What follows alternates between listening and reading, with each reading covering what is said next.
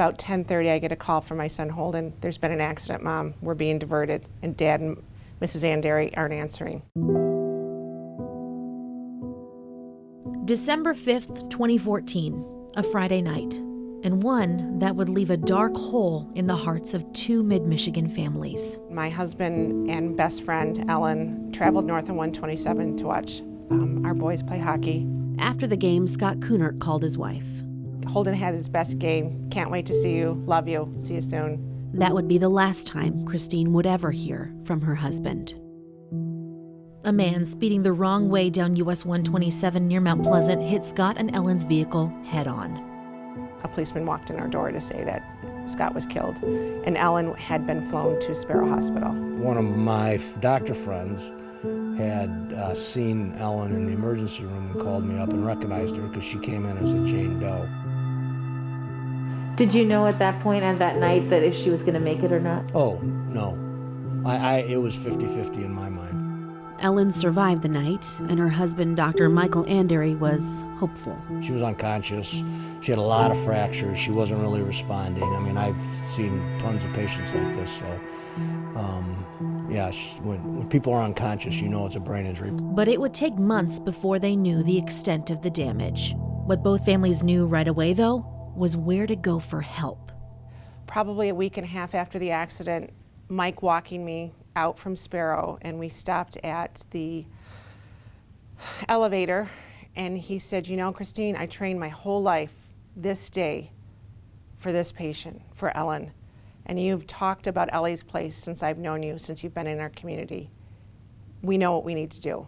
You see, Mike Andary is a doctor and a professor at Michigan State University and specializes in traumatic brain injuries and rehab. He says he knew Ellen was in the best hands at Origami Brain Injury Rehabilitation Center in Mason. Sustained clonus. Let go. Who in the world can handle this better than me? I guess was something I had to ask myself. And if I can't handle it, who can't? So this is the middle school room. And Christine is the director of Ellie's Place in Lansing, which helps children and teens grieve the death of loved ones.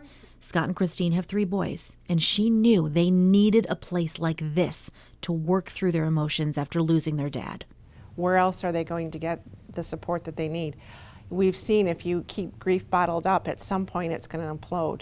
You have kids who perhaps will turn, as we talked about, drugs, alcohol, suicide ideations. It's absolutely imperative to deal with grief. And for the past 30 years, that's what Ellie's Place has done for more than 30,000 children. And when they call Ellie's Place, they don't have to worry about how they're going to pay for it. It's life-changing. I love you. I miss you. I want you. Aww. It's not okay. Please stop telling me it will be. Christine's boys, Holden, Max, and Quinn, spent a year at Ellie's Place. It was probably the best thing that my mom's ever done for me in my whole life. I was very angry, and so it was able to help me understand and accept the situation and try to actually do the best that I can. You grieve for the whole life, obviously, but at the same time, it did give me some answers and helped me at least to understand how to deal with it. And carry on without their dad, an avid reader, their big supporter, who was always in their corner.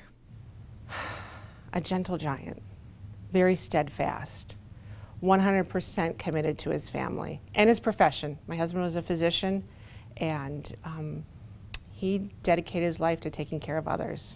And his boys are continuing that legacy.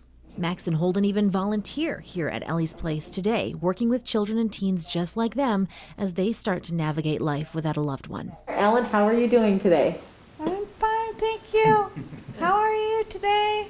I'm good, thank you. And Ellen is surrounded by love. Her husband, 5 children, and others by her side, caring for her now, like she cared for them and others in her community for so many years. Good. Left? Ellen struggles with mobility, her memory, and needs help with everything she does, and yet... I'm sitting here and happy, and look at how happy she is.